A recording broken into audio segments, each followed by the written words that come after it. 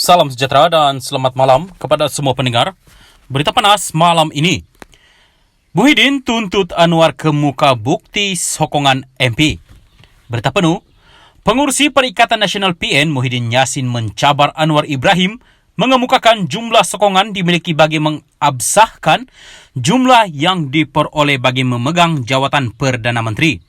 Muhyiddin berkata beliau yakin telah mendapat majoriti mencukupi untuk menjadi Perdana Menteri dengan mendapat sokongan 115 ahli parlimen.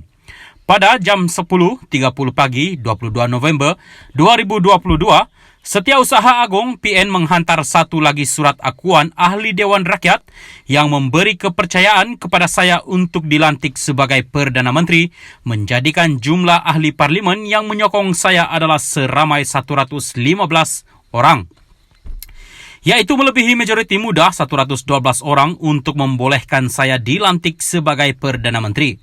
Hari ini Istana Negara telah mengeluarkan kenyataan bahawa Anwar yang dikatakan mempunyai sokongan majoriti ahli-ahli Dewan Rakyat akan dilantik sebagai Perdana Menteri. Demi keyakinan rakyat akan keabsahan Anwar sebagai Perdana Menteri, adalah sewajarnya beliau membuktikan bahawa beliau mempunyai sokongan majoriti ahli-ahli Dewan Rakyat, katanya dalam sidang media petang ini. Muhyiddin mendakwa dia mendapat sokongan 73 ahli parlimen PN, GPS 22, BN 10, GRS 6, Parti Kesejahteraan Demokratik Masyarakat ataupun KDN 1 dan Bebas 2. Sokongan itu dikatanya dikemukakan secara akuan bersumpah SD dan diserahkan kepada Istana Negara sebanyak 2 kali, iaitu pada 21 dan 22 November. Ditanya sama ada dia mengenai dakwaan 10 ahli parlimen BN menarik sokongan, Muhyiddin kata dia tidak mengetahui mengenai perkara itu, tetapi yakin telah mengemukakan jumlah mencukupi untuk menjadi Perdana Menteri. Terdahulu hari ini yang di-Pertuan Agong selepas perbincangan khas dengan Raja-Raja Melayu di Istana Negara, Kuala Lumpur berkenaan melantik Anwar sebagai Perdana Menteri ke-10. Datuk Pengelola Bijaya Diraja Istana Negara, Datuk Seri Ahmad Fadil Samsudin dalam kenyataan hari ini berkata, pelantikan pengurusi Pakatan Harapan PH itu selaras dengan perkara 40-2-E dan perkara 43-2-E Perlembagaan Persekutuan.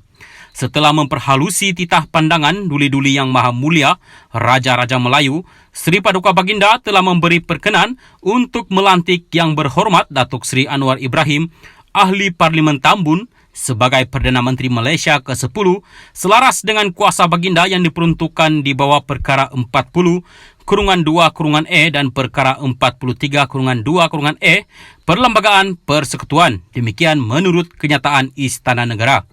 Dalam pada itu, Muhyiddin ketika ditanya apa tindakannya selepas ini, ahli Parlimen Pago itu berkata dia mengambil pendekatan tunggu dan lihat selain memberi peluang kepada Anwar mengemukakan bukti. Kalau ahli parlimen nak sokong, kena dengan SD, bukan surat dari langit. Kalau hari itu saya kata 115 ahli parlimen sokong, tapi orang berkaitan tak hantar SD, itu boleh dipertikaikan, katanya. Ditanya mengenai kerajaan perpaduan yang disarankan yang di-Pertuan Agong susulan pelantikan Presiden PKR sebagai Perdana Menteri, Muhyiddin berkata kenyataan yang dikeluarkan Istana Negara tidak menyentuh tentang kerajaan perpaduan, sebaliknya hanya mengenai pelantikan Anwar sebagai Perdana Menteri. Kenyataan Istana Negara saya baca berkali-kali, ia tiada kaitan dengan kerajaan perpaduan, hanya mengenai pelantikan Anwar sebagai Perdana Menteri, katanya. Demikian berita ini dipetik daripada Malaysia Kini.